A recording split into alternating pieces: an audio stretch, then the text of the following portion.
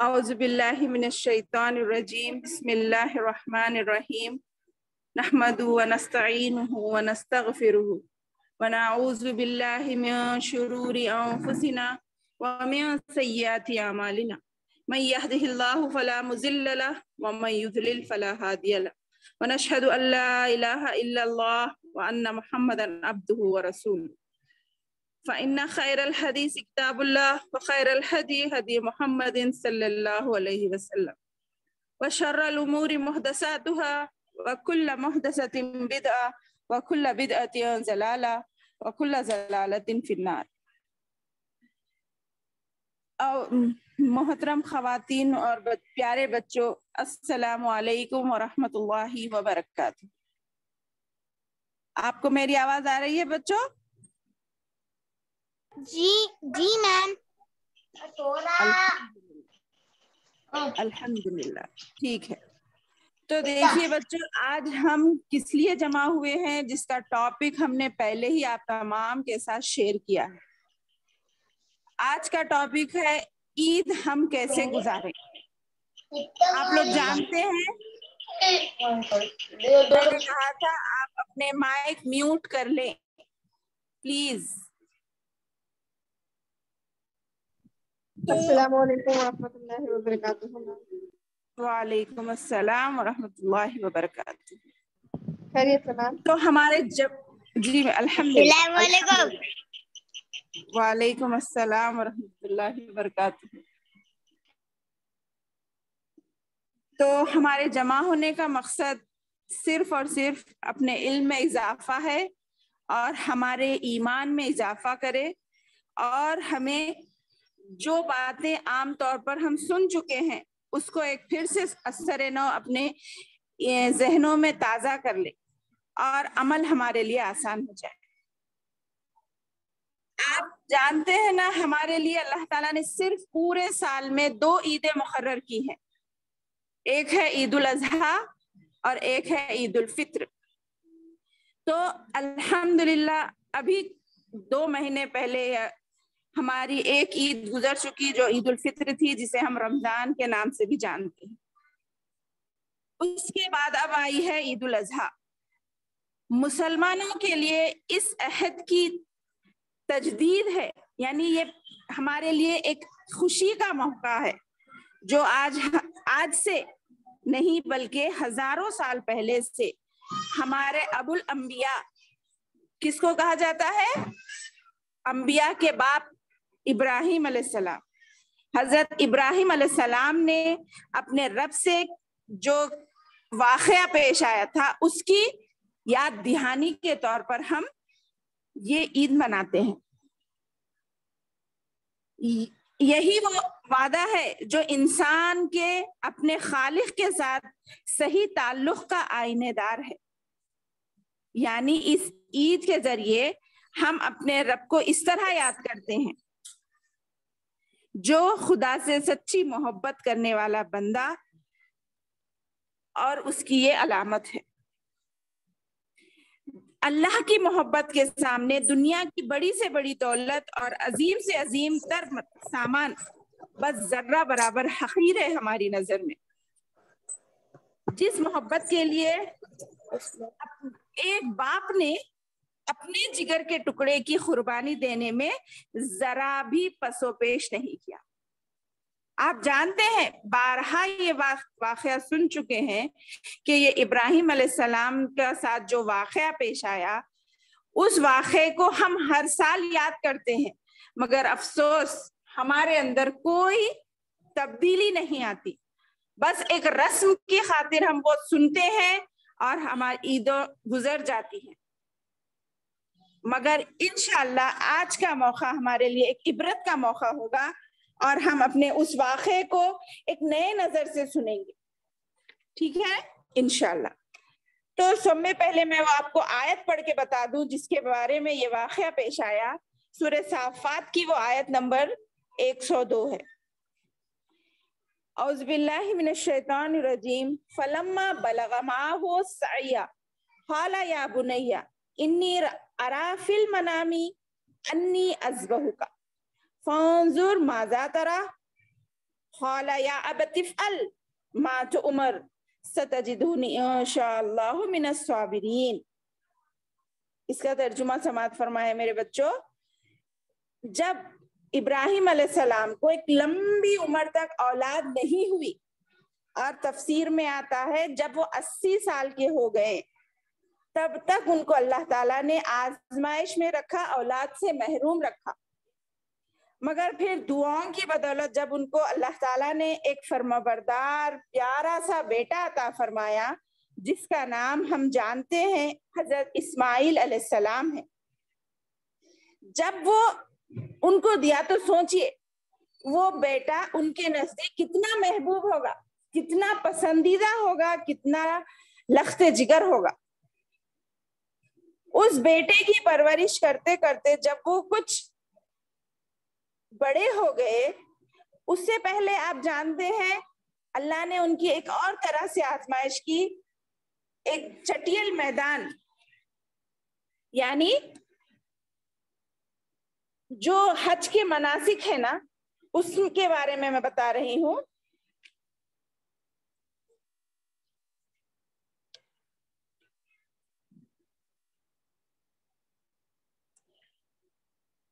ذرا ہمیں ایک مہربان باپ کا تصور اپنے ذہنوں میں رکھ کے سوچنا چاہیے, جو پہلے تو اولاد سے محروم تھے, پھر بڑی تمناؤں اور دعاؤں اور آرزوؤں کے بعد اللہ تعالیٰ نے ان کو جب اولاد عطا کی تو وہ باپ کی آنکھوں کی کتنی ٹھنڈک ہوگا اور دل کا کتنا سرور بن جائے گا. مگر ایسے حالات میں اللہ تعالیٰ نے ابراہیم علیہ السلام کو آزمایا اور ان کو حکم دیا کہ وہ انہیں اور ان کی ماں ہاجرہ علیہ السلام کو ایک ایسے صحرا میں جہاں چرند اور پرند یعنی کوئی جانور بھی نہیں رہتا تھا وہاں چھوڑ کر آ جائے. جو آج دنیا کے مسلمانوں کا قبلہ اور مرکز و محور ہے, وہ جب کیسا تھا, نہ وہاں پانی تھا نہ وہاں کوئی جاندار تھا. کسی انسان کا تصور تو چھوڑو, کسی جانور کا تصور بھی نہیں کیا جاتا تھا. ایسی جگہ چھوڑ کر آ گئے صرف کسی بنیاد پر, اللہ کے حکم پر. اور وہ دیکھیے کیسی فرما بردار بیوی اور بچہ ہے. انہوں نے بھی کچھ بھی اس میں انکار نہیں کیا, بس انہوں نے پوچھا آپ کہاں چھوڑ کر جا رہے ہیں ہمیں, ایسی جنگل میں جہاں کوئی نہیں ہے ہم کیسے رہ سکتے ہیں. تو انہوں نے کہا یہ اللہ کا حکم ہے. تو ہاجرہ علیہ السلام خاموش ہو گئی اور وہ 2-4 دن جتنے بھی ان کے پاس ساز و سامان تھا, پانی کھجور وغیرہ, وہ کھا کر گزارا. پھر جب وہ ختم ہو گیا, بچہ بھوک سے بلکنے لگا, تو ماں ہاجرہ نے ادھر ادھر بھاگ کر کسی انسان کو یا کسی چیز کو تلاش کرنے کی کوشش کی. بچے کے پاس آتی, پھر تھوڑی دور جا کر ایک پہاڑی پر دیکھتی, پھر بچے کے پاس آتی, پھر دوسری پہاڑی پر جاتی, اور وہ آج آپ جانتے ہیں صفا اور مروہ کی پہاڑی سے مشہور ہے. ان کا یہ بھاگنا اور دوڑنا, بچے کی تڑپ کو اللہ نے اتنا محبوب کر لیا کہ قیامت تک اس کو حج کا ایک رکن بنا دیا, جس کے بغیر ہمارا حج مکمل نہیں ہوتا. سمجھ رہے ہیں نا بچوں میری باتیں؟ الحمدللہ. سوچئے اس طرح انہوں نے اپنے بچے کے لیے دوڑ دھوپ کی, مگر جب اللہ کا حکم ہوا تو حضرت جبرائیل کے ذریعے حضرت اسماعیل کے پیروں کے پاس ہی پانی نکل آیا, اور وہ پانی دنیا کے تمام پانیوں سے عظیم ہے, جسے ہم اور آپ زمزم کے نام سے جانتے ہیں, جس میں اللہ نے شفا رکھی ہے. الحمدللہ. دیکھیے ایک ایک عمل کو تاریخی عمل بنا دیا گیا. اللہ تعالیٰ نے ان کے بغیر سوچے سمجھے کیے ہوئے عمل کو تاریخی عمل قرار دیا اور قیامت تک کے لیے اس کو محفوظ کر دیا. اگر ہم اور آپ اپنے اعمال کی پر غور کریں تو کیا ہم بھی ایسے نیک اور بچے نہیں بن سکتے؟ بالکل بن سکتے. تو آگے بڑھتے ہیں. پھر یہ لخت جگر. میم آپ کی آواز کلیئر نہیں آ رہی. اب آواز آ رہی بچے؟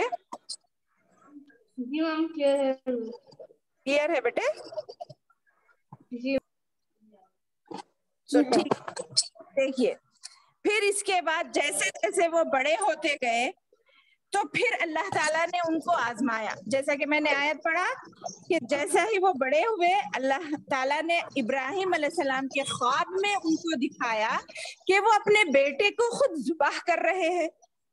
एक दिन देखा खामोश रहे, 2 दिन देखा फिर भी खामोश रहे, 3 दिन देखने के बाद उन्होंने समझ लिया कि ये नहीं, ये कोई मामूली ख्वाब नहीं है बल्कि अंबिया के ख्वाब सच हुआ करते हैं। तो उन्होंने समझा कि इसके बाद अब मुझे अपने बेटे से मशवरा करना है कि ये अल्लाह का इशारा है कि मुझे अल्लाह ताला आज़मा रहा है कि मैं अपने बेटे को मोहब्बत में अल्लाह के हुक्म की फरमाबरदारी करता हूँ या नहीं। तो उन्होंने देखे कितना प्यारी तरबियत की अपने बच्चे की, कितने प्यारे माँ बाप थे। देखिए उन्होंने जब अपने बेटे से कहा, ऐ मेरे प्यारे बेटे, मैंने ख्वाब में देखा है कि मैं तुझे ज़ुबाह कर रहा हूँ। सोचिए, तसव्वुर कीजिए, एक इंसान अपने महबूब तरीन औलाद को ज़ुबाह कर रहा है, वो ख्वाब में दिखाया जा रहा है, और वो बेटे से अपने बाप का मशवरा। सिर्फ ये ख्यालात को अपने अंदर महसूस करिए बच्चों। हम तरकारी काटना, जानवर काटने से घबराते हैं, क्या हम हमारे माँ बाप हमारी कुर्बानी को तसव्वुर कर सकते? हमारी उंगली भी कट जाए तो हमारे माँ बाप का दिल तड़प उठता है। वो जाहिर नहीं करते मगर उनकी कैफियत हमारी तबीयत खराब होने पर कैसी हो जाती है। और देखिए फिर वो फर्माबरदार बेटा जो अपने माँ बाप की हर बात को अपने जहन में रखता जाता था, उन्होंने क्या कहा इसके इतने बड़ी बात पे? अगर आजकल की औलाद होती तो ये क्या बोल रहे हैं आप बोलकर फौरन इनकार कर देता, मैं को ज़ुबाह करेंगे आप अल्लाह की खातिर। मगर वो बेटे ने क्या कहा, ऐ मेरे अब्बा जान, आपको जो हुक्म दिया गया है वो फौरी कर गुजरिए, इंशाअल्लाह आप मुझे सब्र करने वाला पाएंगे। या अबती फ़अल मा तुअमर सतजिदूनी इंशाअल्लाह मिनस साबिरीन। मैं अनकरीब मैं कुछ नाफरमानी चीखो पुकार नहीं करूंगा अल्लाह अब्बा जान, बल्कि मैं तो सब्र करने वाला हो जाऊंगा इंशाअल्लाह। आप मुझे बिल्कुल ज़ुबाह कर दीजिए। अल्लाह अकबर। सोचो बच्चों कैसा माहौल था होगा। अभी आज हम सुन रहे हैं, हमें आगे का भी वाक़या मालूम हो गया, मगर सोचिए जब ये उन पर गुजर रही थी तो उनकी कैफियत कैसी थी। उनकी कैफियत उनको नहीं मालूम था आगे वो ज़ुबाह नहीं होंगे बल्कि एक दुम्बा ज़ुबाह होगा। वो अभी जा रहे हैं अपने बेटे को लेकर, शैतान आता है, पहले माँ को बहकाता है, क्या कर रही हो हाजरा, क्या तुमने अपने ऐसे इतने सालों के बाद हुए सो बेटे को तुम अपने शौहर के हवाले कर दोगी? क्या तुम्हारा दिल गवारा करेगा? तुम कैसे रह पाओगे आगे? वहां पे उनको भटकाता है। मगर वो हाजरा अलैहिस्सलाम वो भी कितना अच्छा सबूत देती है अपनी अल्लाह की मोहब्बत का। वो कंकरियां लेकर उसको मारती है और शैतान को भगाती है। ये अल्लाह का हुक्म है, इसके आगे मैं कुछ नहीं कहूंगी। फिर वो शैतान अब बेटे के पास आता है, बाप के पास आता है, उनको भी इसी तरह बहकाता है। मगर वो तीनों भी उनके नजर में सिर्फ और सिर्फ अल्लाह की मोहब्बत थी, अल्लाह का हुक्म था। उन्होंने तीनों ने भी वो कंकर मारकर शैतान को भगा दिया। और जब वो लेकर उनको लिटा भी दिए और ज़ुबाह भी कर दिया, अभी गए नहीं, आंखों पर इस्माइल अलैहिस्सलाम तफसीर में आता है, ऐ अब्बा जान आप मुझे देखते देखते ज़ुबाह नहीं कर सकते, आप अपनी आंखों पर पट्टी बांध लीजिए और मुझे भी पट्टी बांध कर लिटा दीजिए।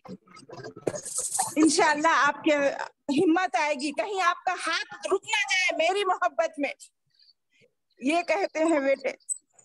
फिर जब वो पट्टी बांधकर उनको लिटा देते हैं और ज़ुबाह भी कर देते हैं तो अल्लाह ताला की तरफ से आसमान से जन्नत से एक दुम्बा आता है और इस्माइल अलैहिस्सलाम वो जगह से हटकर दूसरी जगह खड़े रहते हैं और उन्होंने दुम्बे को ज़ुबाह कर दिया। जैसे ही वो पट्टी उतार कर देखते हैं تو اللہ تعالیٰ کا شکر بجا لاتے ہیں اور اپنے بیٹے کو گلے سے لگا لیتے ہیں. دیکھیں میرے بیٹے، یہ اللہ کی آزمائش تھی، اللہ کا شکر ہے تم خیریت سے ہو. میم ڈسٹربنس آ رہا ہے، آپ میوٹ کر دیجیے سب کو. جی بیٹے.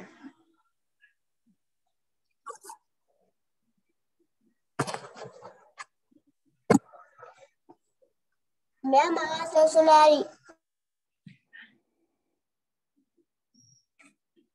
جی جی میں شروع کر رہی ہوں، ڈسٹرب ہو رہا تھا تو میوٹ کری. اللہ اکبر، سبحان اللہ. سوچئے میرے بچوں کیسا ماحول تھا ہوگا.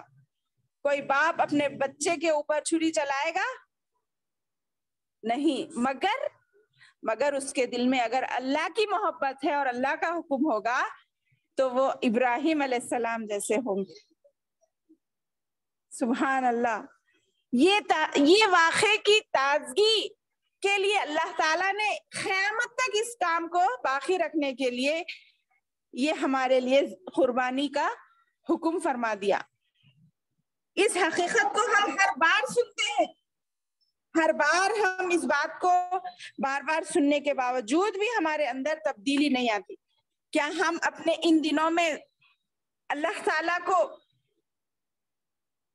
اپنی غلط عادتوں کی قربانی نہیں دے سکتے؟ ہمارے اندر جو کوتاہی ہے، ہمارے اندر جو کمی ہے، اس کو دور کرتے ہوئے ہم کو ان اسباق سے سبق لیتے ہوئے اپنے آپ کو بدلنے کی کوشش نہیں کر سکتے؟ بالکل کر سکتے ہیں بچوں، مگر ہم ارادہ نہیں کرتے. ہم تمام کو اس واقعے سے یہ سبق ملتا ہے کہ ہم اپنے دلوں میں اللہ کا تقوی پیدا کریں، اللہ کا ڈر پیدا کریں، اور اس کے دائمی یعنی ہمیشہ کی ممنوع کی ہوئی چیزیں، حرام کی ہوئی چیزوں سے یعنی گناہوں سے دور رہیں. اور یہ حقیقت ہمیشہ سامنے رکھیں کہ ہر معاملے میں، جیسے کھانا ہے، پینا ہے، لباس ہے، بال ہے، چال چلن ہے، لین دین ہے، تجارت ہے، سیاست ہے، معاملات ہے، شادی بیاہ ہے، غرض کے زندگی کے ہر میدان میں ہمیں اللہ کی محبت ہی مطلوب ہو، اللہ کی عبادت ہی مطلوب ہو.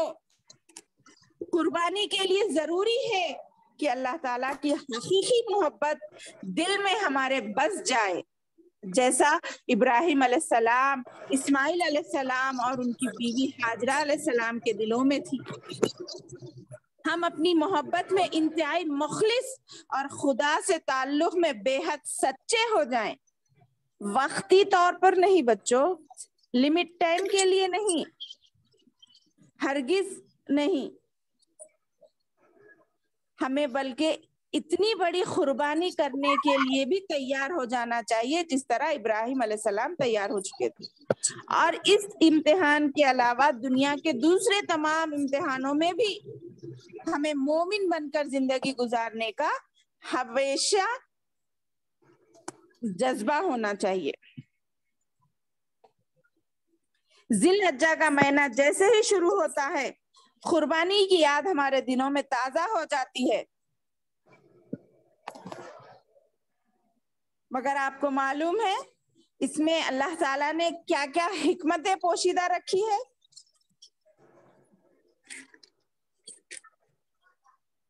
اللہ تعالیٰ ہی ہمارا مالک اور ہمارا رازق ہے نا، ہم پر رحم کرنے والا ہے، اور بغیر کسی معاوضے کے ہم کو وہ تمام چیزیں مہیا کرتا ہے جس کی ہم کو ضرورت اور حاجت ہے اور جس کے ہم طلبگار ہیں.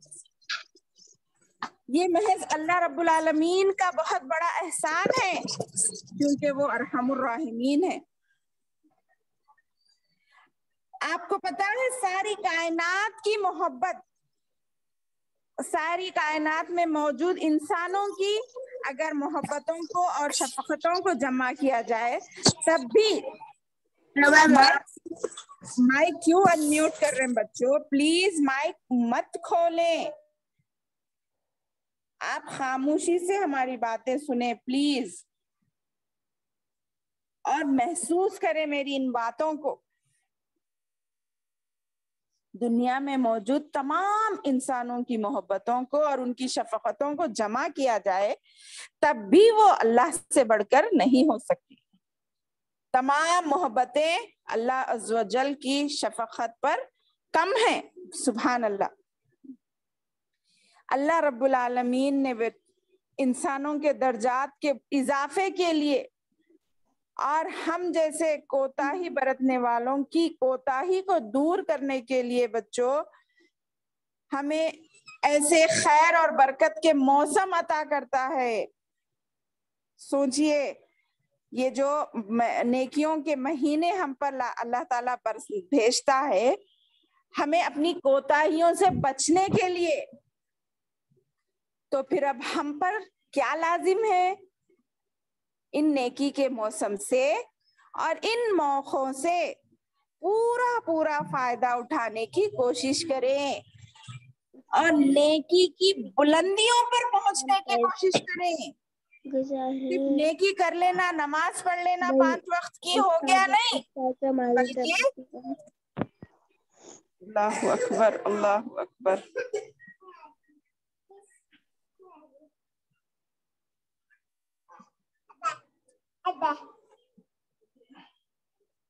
بلکہ ہم پر لازم ہے ان نیکی کے مہینوں میں ہم نیکی کی بلندیوں تک پہنچنے کی پوری کوشش کریں اور اپنے حالات کو سدھاریں۔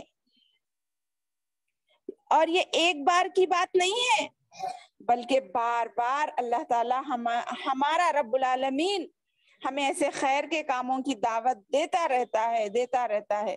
کیسے؟ مثلا جمعہ لے لیجئے، جمعے کے دن کہا نا یہ مومنین کے لیے دنوں میں بہترین دن ہے، اس میں زیادہ سے زیادہ درود شریف پڑھے، سورہ کہف کی تلاوت کریں، وہ ایک تلاوت دوسرے جمعے تک ہمارے لیے نور کا ذریعہ بنے گی۔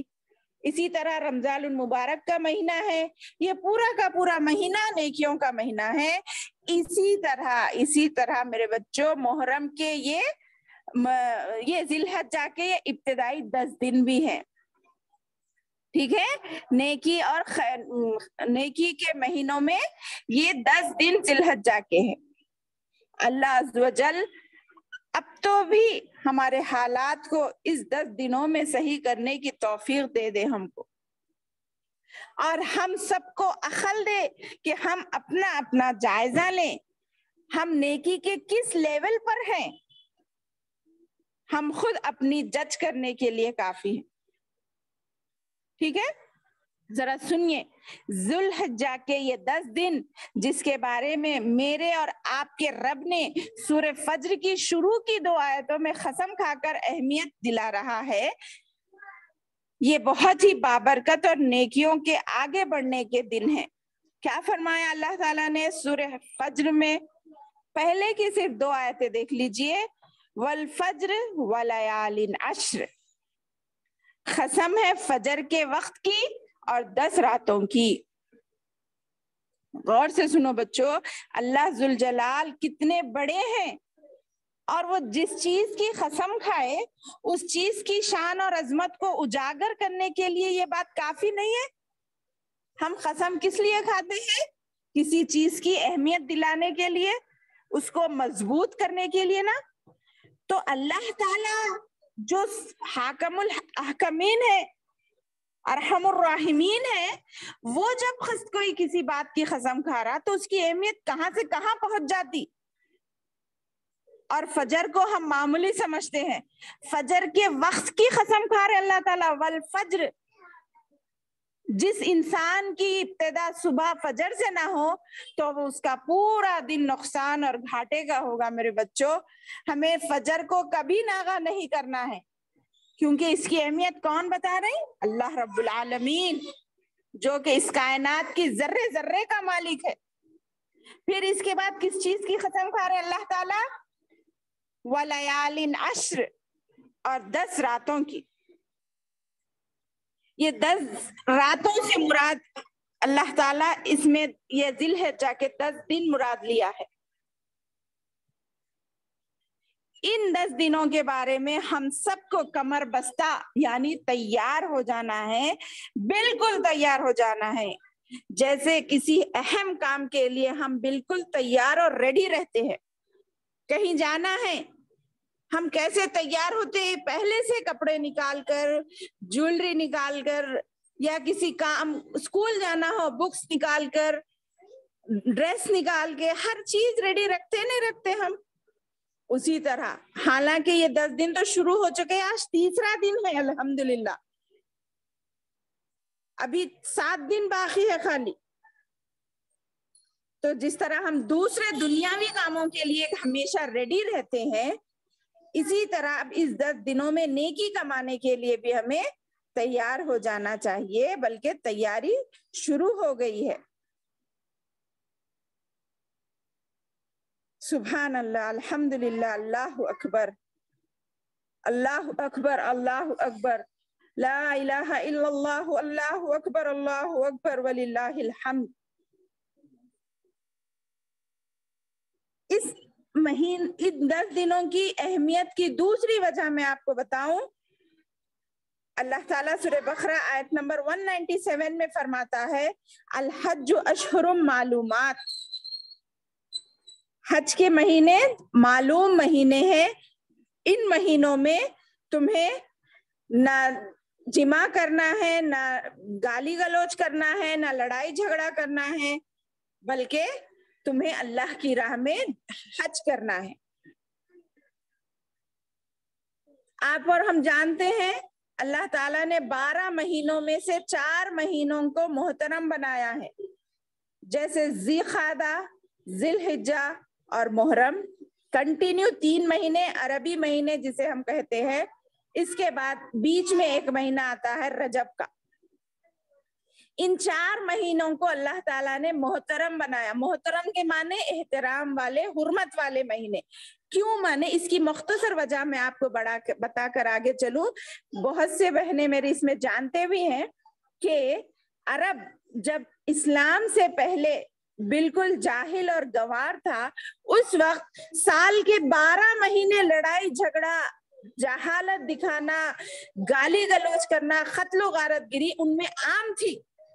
تو اس وجہ سے قافلوں کو لوٹ لیا جاتا تھا. راستوں میں جو بھی لوگ آج کی طرح بس اور کار نہیں تھے نا، آج سے کئی ہزار سال پہلے، سنیے 1400 سال پہلے کی بات، جب لوگ سفر پہ نکلتے تو ان کو لوٹ لیا جاتا تھا، ان کے سامان کو لوٹ لیا جاتا تھا. اس لوٹ مار سے، ان گالی گلوچ سے، ان لڑائی جھگڑوں سے روکنے کے لیے اللہ تعالیٰ نے نبی کریم صلی اللہ علیہ وسلم کے ذریعے یہ 4 مہینوں کو بند کر دیا. یعنی کہا گیا کہ یہ محترم مہینے ہیں، اس میں جنگ و جدال نہیں کرنا ہے بلکہ حرام ہے.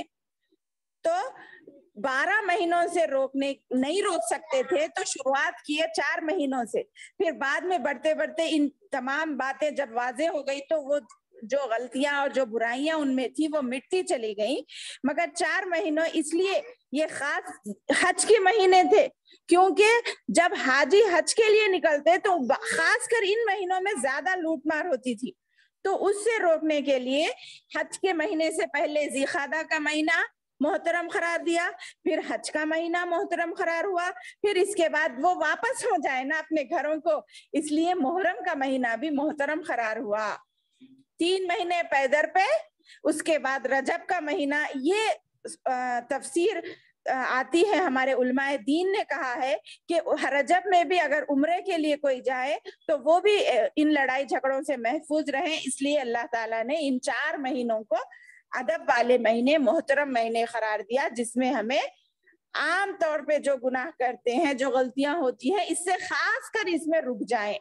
ویسے تو سال کے 12 مہینے ہمیں نیکیاں کرنا ہے، نیکیاں کرنے کی اجازت ہے، برائی سے رکنے کی اجازت ہے، مگر کچھ خاص کرنے کا مقصد یہ ہوتا ہے کہ اس سے ہمیں فائدہ ہو، ہمارا لالچ بڑھے. جیسے نیکیوں کا لالچ اگر آپ کو دیا جائے، برائیوں کا اور گناہ بھی، جیسا کہ کہا ان مہینوں میں جیسا نیکیوں کا زیادہ اجر ہے تو گناہ کا بھی زیادہ گناہ ملے گا.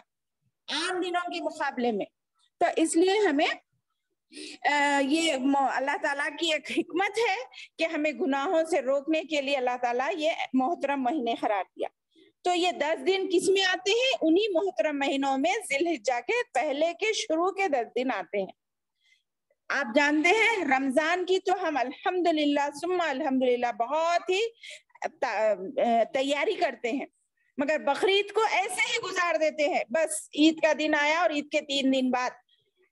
مگر نہیں میری بہنوں، ہمیں ان 10 دنوں کی بھی ویسی ہی تیاری کرنا ہے. اور علماء دین نے اس کی ایک حکمت یہ بھی بتائی ہے کہ ان 10 دنوں میں تمام عبادتیں ایک جگہ جمع ہو جاتی ہیں، جو کہ رمضان میں بھی جمع نہیں ہوتی. کیا ہے وہ؟ آپ جانتے ہیں اسلام کے کتنے ارکان ہیں؟ 5 ارکان ہیں. پہلا توحید، دوسری نماز، تیسرا روزہ، چوتھی زکوٰۃ، 5واں حج. یہ مہینہ، یہ حج، یہ 5 عبادتیں ہمیں یہ ذی الحجہ کے 10 دنوں میں ملتی ہے. اس لحاظ سے بھی اس کی اہمیت بڑھ جاتی ہے. اس میں ہم توحید پر تو رہتے ہی ہیں الحمدللہ، اس کے بعد ہمیں کیا کرنا ہے؟ نماز تو پڑھتے ہی ہیں. روزے کے بارے میں بتاؤں گی. ان 10 دنوں میں 9 دن کے روزے رہنا بھی اللہ کے رسول کی سنت ہے میری بہنوں. 9 دن کے روزے رہتے تھے اللہ کے رسول صلی اللہ علیہ وسلم، اور کبھی اپنی زندگی میں نہیں چھوڑتے تھے، مگر فرض نہیں کیا تاکہ اپنی امت پر مشقت نہ ہو. اس کو نفل قرار دیا. ٹھیک ہے، اللہ کے رسول کی تو سنت ہے، مگر جس طرح رمضان کے 1 مہینے کے روزے فرض تھے، اس طرح ان کو فرض نہیں کیا بلکہ نفل قرار دیا. اور حج کرتے ہیں اور صدقہ و خیرات کو ان مہینوں میں زیادہ سے زیادہ کرنے کی ترغیب دیتے ہیں. ٹھیک ہے بچوں؟ تو اس لیے اس کی اہمیت بڑھ جاتی ہے کہ تمام عبادتیں اس میں 10 دنوں میں آ جاتی ہیں الحمدللہ. اور دوسری بات، ان 10 دنوں کی اہمیت کی آپ نے جان لیا. ابھی جیسا کہ میں نے کہا حج کرنے کے لیے ہے، اس کی وجہ سے بھی اس کی عظیم عبادت ہے. حج کی جو ایام یعنی کس کو کہتے ہیں؟ دنوں کو کہتے ہیں. یہ مہینے کے 10 دنوں کی فضیلت ان میں حج ہوتا ہے اس لیے بھی ہے. ٹھیک ہے، اس کے علاوہ اور اللہ تعالیٰ نے سورہ حج میں آیت نمبر 28 میں خود اس کے اور اہمیت بڑھانے کے لیے ایک آیت فرمائی ہے. اللہ تعالیٰ کا ارشاد ہے وَيَذْكُرُ اسْمَ اللَّهِ فِي أَيَّامٍ مَّعْلُومَاتٍ عَلَىٰ مَا رَزَقَهُم مِّن بَهِيمَةِ الْأَنْعَامِ فَكُلُوا مِنْهَا وَأَطْعِمُوا بَائِسَ الْفَقِيرِ. ترجمہ سن لیجیے آپ لوگ. اور ان مقررہ دنوں میں، یعنی کون سے مقررہ دن؟ یہ ذی الحجہ کے پہلے 10 دن، ان میں اللہ کا نام کثرت سے لیا کرو، کثرت سے یاد کر لو، اپنے ذہن نشین کر لو. ان دنوں میں تم چوپایوں پر بھی، یعنی جب حج کے لیے جاتے تھے نا تو اپنے جانوروں پر جاتے تھے وہ لوگ، پہلے کے لوگ، تو ان پر بھی تم اللہ کا نام لیا کرو جو اللہ نے تمہیں دے رکھے ہیں. پھر تم ان کو ذبح کرو، تم بھی کھاؤ اور بھوکے فقیروں کو بھی کھلاؤ. سمجھ میں آئی بات؟ اس کی اہمیت اس آیت میں کہا گیا ان معلوم دنوں میں اللہ تعالیٰ کا خوب ذکر کرو. اور اس کے بعد جو جانور جس کی جو استطاعت ہے اس حساب سے وہ اللہ کی راہ میں قربان کرے، خود بھی کھائے اور دوسرے غریب اور فقیر وغیرہ کو بھی کھلائے. یہ آیت سورہ حج آیت نمبر 28 ہے. سمجھ گئے نا؟ اس کی وجہ سے ہمیں اس کی اہمیت اور بڑھتی ہوئی نظر آ رہی ہے نا الحمدللہ. میں نے جیسا کہا آپ کو پتا ہے اللہ عز و جل کا ذکر تو سارا سال کرنا ہے، ہمیشہ کرنا ہے، مگر جن دنوں کے بارے میں خصوصی طور پر کیا جائے تو ان دنوں میں اور زیادہ ذکر کرے تو اس کی شان اور فضیلت اور بھی زیادہ بڑھ جاتی ہے بچوں. ٹھیک ہے، اس کی ایک اور دلیل دے کر اپنی بات کو اور مضبوط کرتی ہوں میں کہ امام ابو داؤد، امام ترمذی اور امام ابن ماجہ رحمہم اللہ اپنی کتابوں میں یہ حدیث بیان کرتے ہیں اور کہتے ہیں سیدنا ابن عباس رضی اللہ عنہما جو کہ اللہ کے رسول کے چچا ہیں، انہوں نے اس حدیث کو اللہ کے رسول سے روایت کیا ہے. کیا فرمایا؟ اللہ کے رسول صلی اللہ علیہ وسلم نے فرمایا ما من ایام العمل الصالح فیہا احب الی اللہ من هذه الایام العشر. سمجھ رہے؟ سنیں بچوں، ترجمہ سن لیجئے. اس 10 دنوں میں زیادہ سے زیادہ کسی دن میں نیک عمل اللہ کو پیارا نہیں، مگر ان 10 دنوں کا چھوٹے سے چھوٹا عمل بھی اللہ کو بہت زیادہ پیارا ہے. اللہ تعالیٰ کو دوسرے دنوں میں بھی کیا ہوا عمل پسند ہے، مگر اس سے زیادہ ان دنوں میں کیا ہوا عمل کئی گنا اجر کے لحاظ سے بڑھ جاتا ہے. ہر نیکی کے عمل سال کے تمام دنوں میں کرنا پسندیدہ ہے، قابل قبول ہے، مگر ذرا غور کرے وہ تمام نیک عمل کا اجر ان 10 دنوں میں کئی گنا بڑھ جاتا ہے. تو بات کیا ہوئی؟ سونے پر سہاگا. یہ مثال دیتے ہیں نا ہم. چلیے اس بات کو میں ایک مثال کے ذریعے سے آپ کو سمجھانے کی کوشش کرتی ہوں. اگر میری بات سنو بچوں، اگر ہم کسی کو اپنے پاس کام پر رکھیں، کسی ملازم کو اپنے پاس اس بنیاد پر کام پر رکھے کہ آپ کو میں میرے اس کام کے بدلے ہر گھنٹے 500 روپے دوں گا یا دوں گی، تو وہ ٹھیک ہے بول کے راضی ہو کے کام پہ آ گئے. مگر اس کو ایک گھنٹے کے 500 روپے دیے جا رہے ہیں تو وہ خوشی خوشی اپنا کام کر رہا.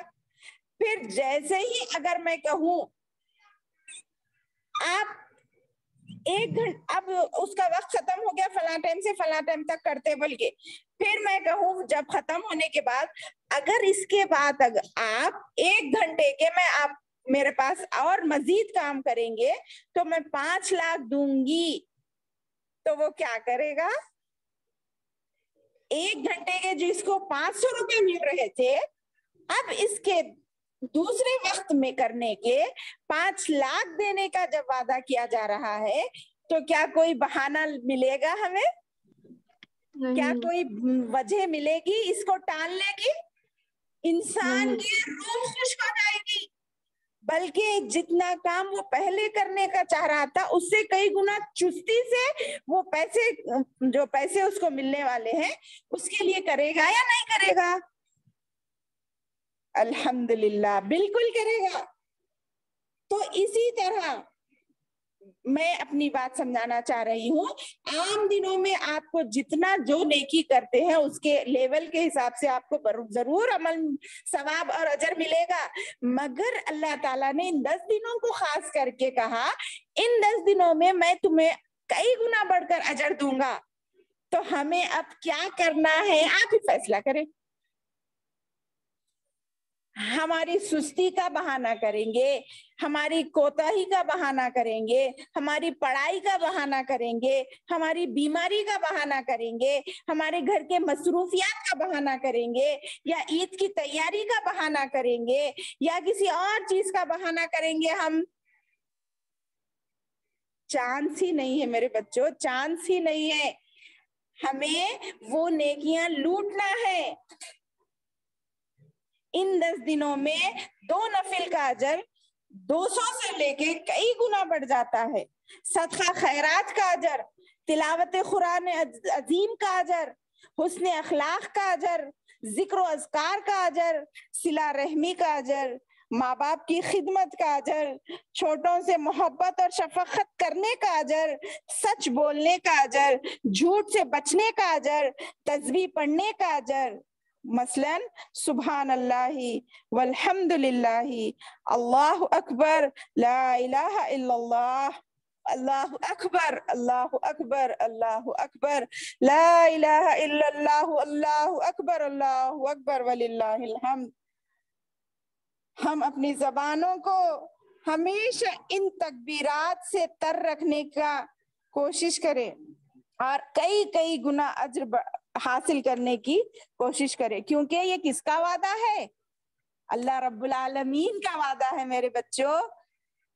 ذرا سوچئے، کیا یہ کوئی عام وعدہ ہے؟ نہیں نا، ہرگز نہیں۔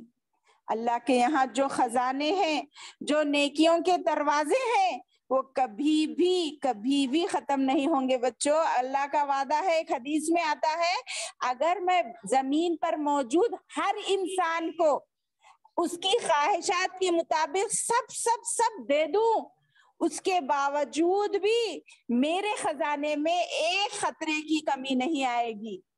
اتنا ہے اللہ کے پاس، آپ اور ہم وہ سوچ بھی نہیں سکتے، ہماری عقلیں وہاں تک پہنچ بھی نہیں سکتی میرے بچوں۔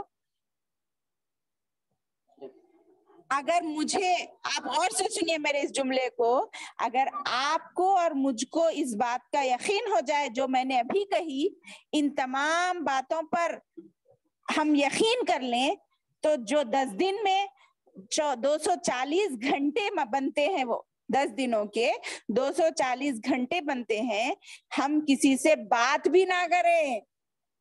کیوں؟ کیونکہ ہمیں پتہ چل گیا نا اس کے نیکیوں کا بدلہ۔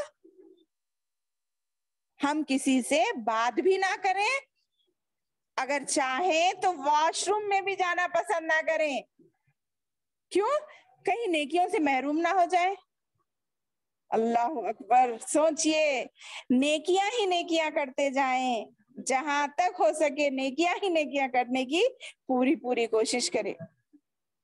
انشاءاللہ ارادہ کریے، اللہ آپ کی مدد کرے گا، میری اور اللہ آپ کی مدد فرمائے۔ کیوں؟ ہماری وجہ کیا ہے؟ اتنا زیادہ اجر و ثواب جب ہمیں مل رہا ہے تو کیوں نہ ہم اس کے احترام کریں۔ ایک اور طریقے سے اس کی اہمیت واضح کرنے کی کوشش کرتی ہوں۔ حضرت عمر بن خطاب رضی اللہ عنہ فرماتے ہیں، ایک یہودی آپ کے پاس آیا اور آ کر اس نے کہا، آپ کے پاس جو آیت نازل ہوئی نا امیر المومنین، اگر وہ آیت ہمارے پاس نازل ہوتی تو اس دن کو ہم عید منا لیتے۔ تو حضرت عمر رضی اللہ عنہ نے پوچھا، وہ کون سی آیت ہے؟ تو اس یہودی نے کہا، الیوم اکملت لکم دینکم واتممت علیکم نعمتی ورضیت لکم الاسلام دینا۔ یعنی آج کے دن اللہ تعالیٰ نے سورہ مائدہ میں یہ آیت اتاری ہے کہ کیا کہا، آج میں نے تمہارے لیے تمہارے دین کو مکمل کر دیا، آج میں نے دین کمپلیٹ کر دیا اور تمہارے لیے اسلام کو پسند کیا۔ اگر یہ آیت ہمارے پاس اترتی تو ہم عید مناتے۔ تو حضرت عمر رضی اللہ عنہ نے کہا، آپ جانتے ہیں، میں اس کی اہمیت جانتا ہوں، یقیناً ہم اس دن کو جانتے ہیں جس دن یہ آیت نازل ہوئی اور جس جگہ یہ آیت نازل ہوئی، اور یہ بھی ہمارے لیے اہمیت کے بھرپور ہے، کیونکہ وہ عرفات کا دن تھا اور اللہ کے رسول اس دن عرفات کے مقام پر موجود تھے۔ تو کیا ہے وہ ہمارے لیے عید کا دن نہیں ہے، نیکیوں کا دن نہیں ہے؟ عرفات کا دن تو اللہ تعالیٰ، میں اب آوازیں کروں گی کیا ہے وہ، تو وہ انہی 10 دنوں میں آتا ہے۔ تو اسی اہمیت ہم پر واضح ہو گئی نا۔ یعنی وہ یہودی جو کہہ رہا تھا اس کو سمجھ میں نہیں آئی تھی، مگر اب یہ بات ہمیں سمجھ میں آ گئی کہ یہ یقیناً بہت ہی اہم دن ہے۔ اب آگے بڑھتے ہیں، اس یوم عرفہ کی کیا فضیلت ہے۔ ام المومنین حضرت عائشہ رضی اللہ عنہا فرماتی ہیں، نبی کریم صلی اللہ علیہ وسلم نے کہا، اللہ تعالیٰ جتنے لوگوں کو اس یوم عرفہ کے دن جہنم سے آزاد کرتا ہے، سارا سال اس طرح آزاد نہیں کرتا جس طرح یہ یوم عرفہ کے دن لوگوں کو جہنم سے آزاد کرتا ہے۔ سبحان اللہ۔ جو ہم عام طور پہ الحمدللہ صرف عرفہ کے دن کا روزہ رہتے ہیں، اور یہ غیر حاجی کے لیے ہے۔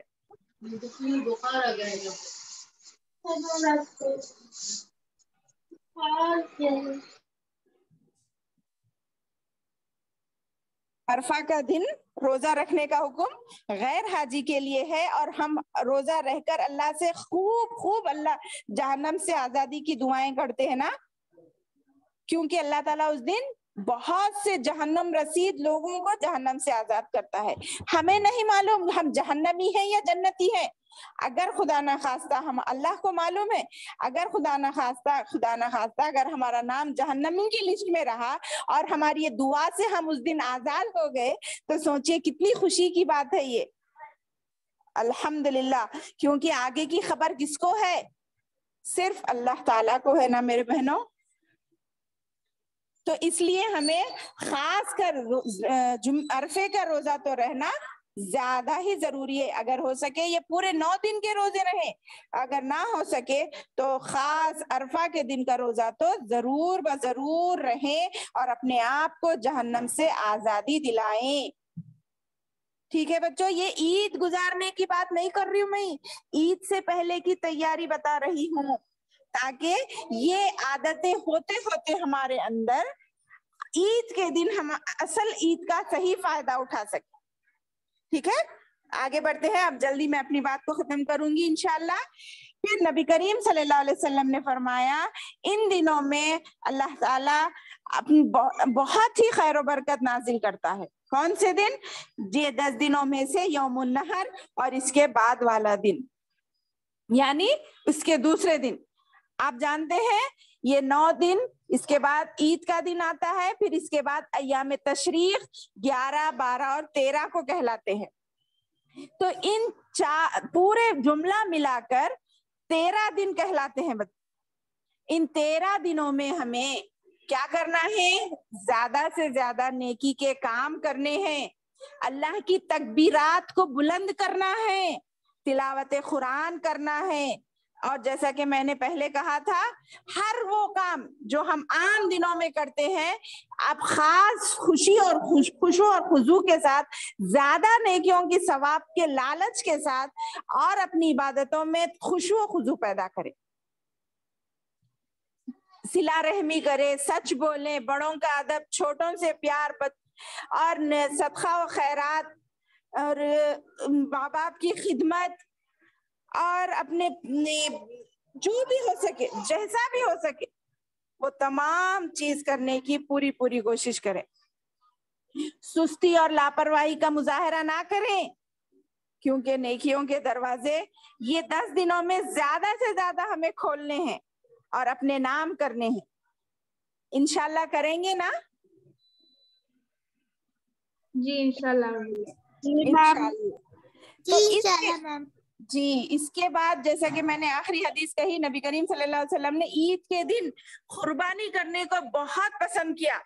آپ یہاں یہ نہ دیکھیں کہ معمولی جانور کو ہم لا کر رکھ کر اس کو قربان کرنے ہماری چھری نہیں چلتی, ارے ایک معصوم جانور کو ختم کر رہے نہیں. اس کے سامنے یہ سوچیں کہ ہم اللہ کے حکم کی پابندی کر رہے ہیں. جب اللہ تعالیٰ نے اپنے ابراہیم علیہ السلام کو اپنے بیٹے کو ذبح کرانے کا ارادہ کیا تو وہاں کیا دیکھنا مقصد تھا اللہ کا دیکھنے کا مقصد تھا کہ بیٹے جو اتنے مدتوں کے بعد جو بیٹا ہوا اس کی محبت ابراہیم پہ غالب آتی ہے یا وہ میرے حکم کی تعمیل کرتے ہیں, یہ دیکھنا مقصد تھا نا. اسی طرح ہمیں اللہ تعالیٰ نے اتنی بڑی قربانی نہیں مانگی, بلکہ ہمیں صرف جس کو بھی استطاعت دی بالکل اگر وہ استطاعت رکھنے کے باوجود قربانی نہیں کریں گے تو وہ اللہ کے رسول نے کہا وہ ہماری مسجدوں کو نہ آئے. کتنی بڑی وعید ہے. اگر استطاعت رکھنے کے باوجود یہ وہ بہانے بنا کر ہمیں جانوروں پر رحم آتا ہے بول کر یا ہمیں قرضہ ہے وغیرہ بول کر اگر ہم کوتاہی کریں گے تو ہم اللہ کے رسول کے اس فرمان میں نہ آ جائیں کہ وہ ہمیں مسجدوں کو نہ آئیں. تو اللہ ہماری حفاظت کرے. جو بھی استطاعت رکھتا ہے جس جانور کی پورے گھر کی طرف سے ایک قربانی دینا جائز ہے بچوں. اگر گھر میں 10 لوگ بھی رہتے ہیں اور کمانے والا ایک ہے تو وہ ایک ہی اپنی طرف سے ایک بکرا ذبح کرے گا تو سب کی طرف سے ادا ہو جائے گا. ٹھیک ہے. اس کے بعد ہم کو عید کے دن ایک دوسرے سے اس محبت, یہ 10 دنوں کی جو تیاری کرتے کرتے ہم جائیں گے نا تو ہماری اس عید کے دن کی کیفیت بہت ہی الگ ہوگی, بہت ہی الگ. اتنی خوشی، اتنی دلی خوشی اللہ تعالیٰ ہمیں عطا کرے گا بچوں کہ ہم اللہ تعالیٰ کے اس طرح اسماعیل علیہ السلام کے پسندیدہ جیسے تھے اللہ تعالیٰ، ہمارے بھی اللہ تعالیٰ پسندیدہ ہو جائیں گے. یعنی اللہ بھی ہم سے محبت کرنے لگے گا اور ہماری ہدایت فرمائے گا زندگی کے آگے معاملات میں.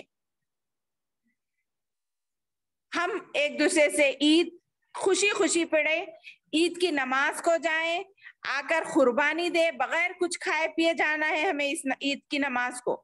آ کر قربانی کے گوشت سے اللہ کے رسول نے ناشتہ کیا، اگر ہو سکے تو اس طرح کرے، یا پھر جتنے میسر ہو کپڑے، اچھے کپڑے پہننے کی کوشش کرے اور ایک دوسرے کو عید کی مبارکباد دیں.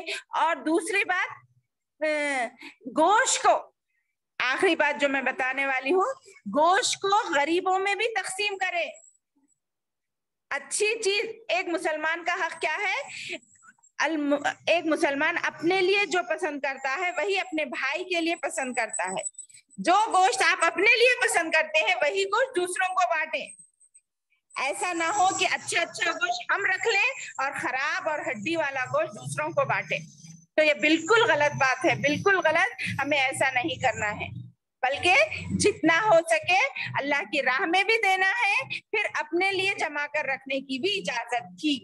پہلے تو اللہ کے رسول نے بند کر دی تھی وہ، مگر بعد میں اللہ تعالیٰ کے حکم سے ہی اللہ کے رسول نے کہا اگر رکھنے کی استطاعت ہے تو رکھ سکتے ہو، مگر زیادہ سے زیادہ مہینوں رکھ کے کھانے کی اجازت نہیں. فریجوں میں رکھ کر مہینہ رکھ کر کھانے کی اجازت نہیں ہے، بلکہ تھوڑا بہت رکھ کر زیادہ سے زیادہ اللہ کی راہ میں خرچ کرنے کی کوشش کریں. صدقہ و خیرات دیں اور اس قربانی کو یاد کریں جو اللہ تعالیٰ نے ابراہیم علیہ السلام اور اسماعیل علیہ السلام سے لی تھی، اور اس کا مقصد کیا تھا. تو امید کرتی ہوں آپ تمام کو میری اس چند باتوں سے اس کی اہمیت اور فضیلت تو واضح ہوئی ہوگی. انشاءاللہ ابھی سے ہم ان باتوں پر عمل کرنے کی کوشش کریں گے اور ایک دوسرے کے ساتھ حسن سلوک سے رہنے کی کوشش کریں گے اور نیکیاں زیادہ سے زیادہ کمانے کی کوشش کریں گے. آمین ثم آمین. وآخر الدعوانا ان الحمد للہ رب العالمین. صدق اللہ العظیم.